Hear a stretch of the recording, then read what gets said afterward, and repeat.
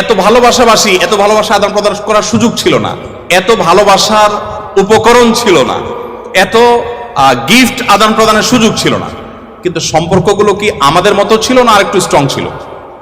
কোনো সন্দেহ আছে? কোনো সন্দেহ নেই। বলুন তো অভাবটা কিসের?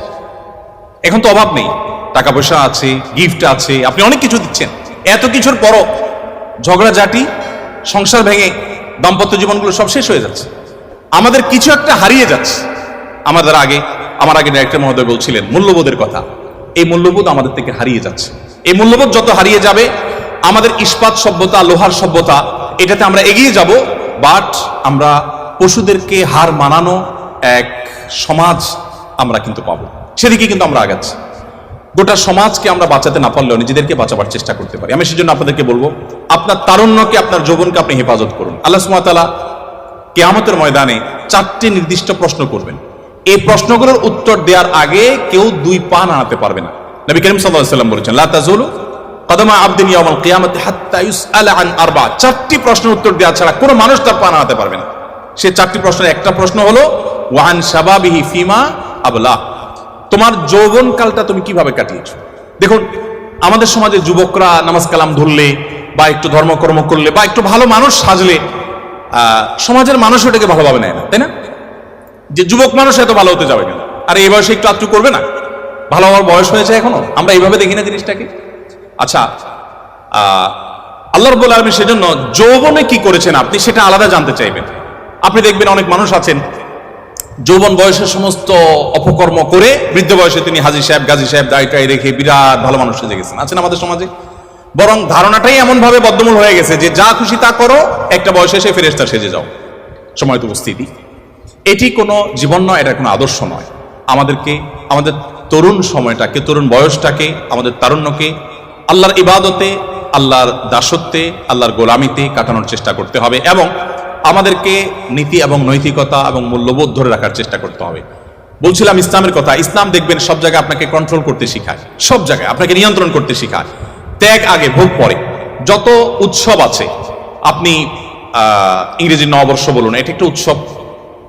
এরকম যত উৎসব উদযাপন আছে সবগুলোতে দেখবেন শুধু ভোগের কথা বলা আছে, অনলি ভোগ। আপনি 31st নাইট উপলক্ষে যত আনুষ্ঠানিকতা সারা ওয়ার্ল্ডে হয়, ভোগ ছাড়া সেখানে ত্যাগের কোনো অপশন কি আছে? কোনো অপশন নেই। কিন্তু ইসলামের 2টি উৎসব, একটা ঈদ উল ফিতর, একটা ঈদ উল আজহা, এখানে ভোগের কথা আছে কিন্তু আগে ত্যাগ। আপনাকে ঈদ উল ফিতরের আগে ফিতরা দিতে হবে, গরিবের বাসায় খাবার পৌঁছাতে হবে, তাদের হাসি নিশ্চিত করে এরপর আপনাকে হাসতে হবে। আপনি কোরবানির ঈদ করবেন, কোরবানির পশুর গোশত আপনি জবে করে খাবেন, আপনি গরিবকে দিতে হবে, তাকে মুখে হাসি ফোটাতে হবে, আপনি তারপরে খাবেন। আপনি তো সেই ধর্মের অনুসারী, আপনি তো মানুষের কল্যাণকামী হবেন। দেখুন, আপনারা তো জেনারেল ব্যাকগ্রাউন্ডের, আমি মাদ্রাসার প্রোগ্রামে বলি যে দেখুন, আমাদের দেশে ভালো আলেমের অভাব নেই, ভালো হুজুরের অভাব নেই, ভালো শিক্ষিত মানুষের অভাব নেই, আমাদের দেশে ভালো মানুষের অভাব। আপনারা আমার চেয়ে খুব ভালো করে জানবেন অভাব নাই। আমি এ অর্থে বলছি যে অনেক আছে, আরো দরকার আমাদের শিক্ষিত মানুষ, আরো দরকার আমাদের ভালো আলেম। কিন্তু যে পরিমাণ শিক্ষিত আছে সে পরিমাণ ভালো মানুষ নেই। যে পরিমাণ আলেম আছেন, এমনকি আলেম হলেও গতানুগতিক তিনি যে ভালো মানুষ হয়ে যাবেন এমনটা জরুরি না। আমরা ভালো মানুষ হওয়ার চেষ্টায় এগিয়ে যেতে হবে। আপনি যদি ভালো মানুষ হওয়ার চেষ্টায় আগান,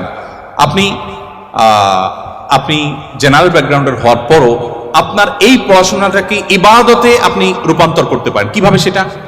আপনার যদি ইন্টেনশন থাকে আমি জ্ঞান বিজ্ঞান শিখে, আমি এই টেক্সটাইল ইঞ্জিনিয়ারিং শিখে আমার এই জ্ঞান দিয়ে আমি আমার সমাজকে উপকৃত করব, দেশের মানুষকে উপকৃত করব, পৃথিবীর মানুষকে উপকৃত করব আমাদের টেকনোলজি দিয়ে, আপনি যদি এই উদ্দেশ্যটা আনেন, সাথে সাথে আপনার উদ্দেশ্যের কারণে আপনার এই পড়াশোনাটা ইবাদতে পরিণত হয়ে যাবে।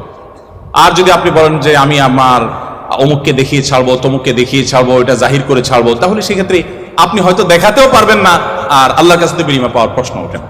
এই জন্য আমি আপনাদেরকে আহ্বান করব যে আমাদের এই বয়সটাকে হেফাজত করতে হবে, বিশেষ করে তরুণ সময়টাকে হারাম সম্পর্কগুলো থেকে বেঁচে থাকার জন্য স্ট্রাগল করতে হবে। আমি বলি, যে যুবক নিজেকে এতটুকু কন্ট্রোল করতে পারে না, সে কিভাবে বিশ্ব জয় করবে, সে কিভাবে দুনিয়া জয় করবে, সে কিভাবে সমাজ সংস্কার করবে? আমাদেরকে সেদিকে যেতে হবে।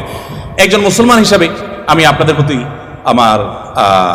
আমার আবেদন রাখতে চাই যে আপনারা ওলামা একরাম যাদের কথা এবং কাজে মিল আছে, যারা এজ এ আলেম যেমন ভালো, এজ এ মানুষ তেমনি ভালোভাবে ভালো কোরআন এবং হাদিসের প্রতিচ্ছবি যারা, সে মানুষগুলোর সান্নিধ্য আপনারা অবলম্বন করবেন এবং আপনি যেখানে থাকেন সেখানে একজন সৎ, একজন নিষ্ঠাবান মানুষের সাথে থাকা চেষ্টা করবেন। শুধু আলেম নয়, আপনার সহপাঠীদের মধ্যে, আপনার ছাত্রবন্ধুদের মধ্যে আপনি অনেককে দেখবেন যে ব্যক্তিগতভাবে সে সৎ, অসৎ না, মিথ্যা বলে না, অন্যায় করার প্রবণতা নেই, বাজে জিনিসের প্রবণতা নেই। আপনি তাদের সাথে চলার চেষ্টা করবেন এবং এই সংস্রব মানুষকে কত দ্রুত পরিবর্তন করে সেটা জাপানের ওই বাংলাদেশি প্রবাসী ভাইয়ের কথা বলে আমি বোঝাবার চেষ্টা করেছি।